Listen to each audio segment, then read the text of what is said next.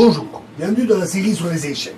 Donc nous allons parler maintenant de la collaboration tactique des pions et des pièces. Alors on a examiné les caractéristiques de toutes les pièces, à l'exception du roi, que nous verrons plus tard. On va maintenant se pencher plus près sur la collaboration tactique.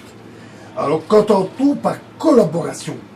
Alors il s'agit soit de l'action concertée de pièces et de pions pour réaliser un plan stratégique, soit leur mutuelle protection qui leur permet d'édifier une muraille protectrice infranchissable pour les forces adverses, soit encore leur action complémentaire dans l'exécution d'une menace particulière, manœuvre, combinaison, en vue d'atteindre un objectif tactique partiel. Dans ce cas, il s'agit d'une collaboration tactique. La collaboration tactique des pièces et des pions peut prendre différentes formes. Par exemple, ici, toutes les pièces blanches et noires se couvrent mutuellement. Le fou et le pion, les pions et la tour. Un autre exemple, avec les cavaliers.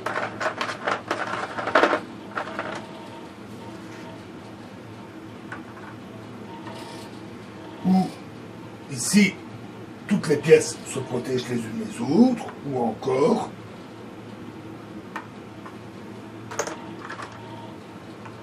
ici aussi, tour, pion et cavalier se protègent les uns les autres. Donc, voyons un autre exemple.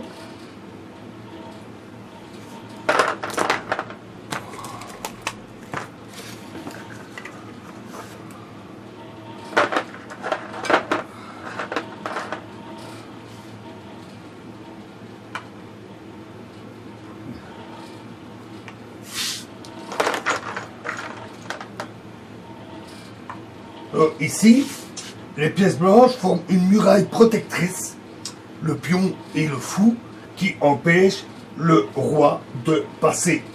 Cette muraille est infranchissable pour toute pièce qui devrait passer devant. Dans un autre exemple,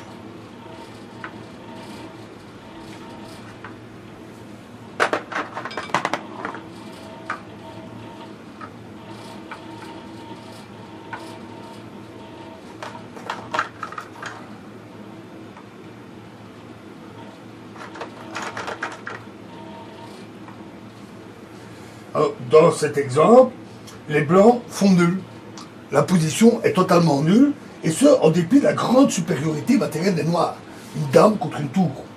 Et ceci grâce à l'excellente collaboration de leurs pièces avec le pion F2. La position est totalement imprenable. Alors, voyons encore un autre exemple.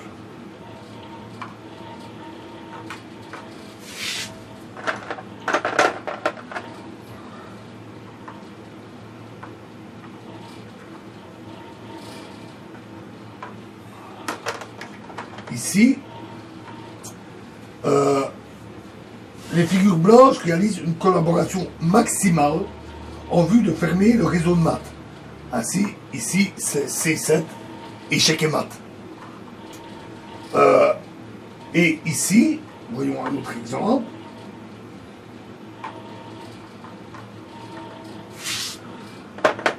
Avec deux cavaliers. Si je retrouve mon cavalier, voilà.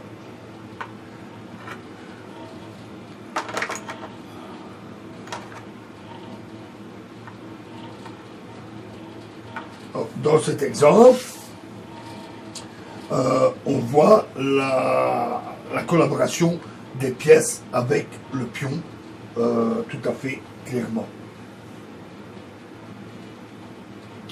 Où chaque pièce peut permettre de protéger le pion pour arriver à promotion.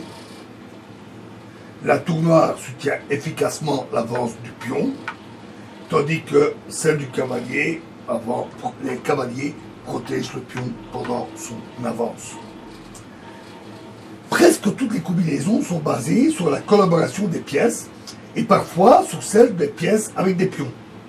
Généralement, plus on sacrifie de matériel dans une combinaison, plus la collaboration des pièces restantes est complète. C'est le but, d'arriver à une collaboration puissante qui va permettre de mener un objectif, quitte à devoir sacrifier du matériel pour y arriver. On verra un exemple relativement simple dans la prochaine vidéo. Je vous remercie.